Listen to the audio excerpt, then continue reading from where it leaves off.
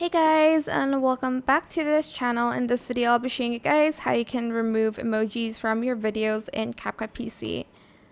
So for instance, you have just like emojis on top of a video, just copy and paste your video, go to the video, go to mask and select rectangle. And it's a little bit hard because it's different, but you're just going to place it here and try your best to kind of match it.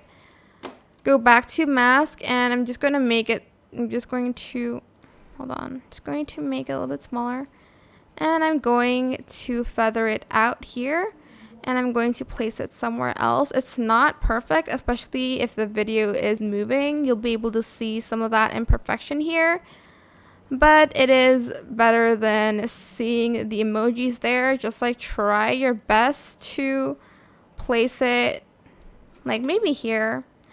But yeah, that is it. I hope this tutorial was helpful for you guys. Don't forget to like, comment, share. Also subscribe to this channel if you haven't done that already. If you have any more questions, just leave it in the comment section down below. I will try my best to answer them all for you guys. If you found this video helpful, please click the thanks button above the description box down below. Thank you so much for watching. Bye.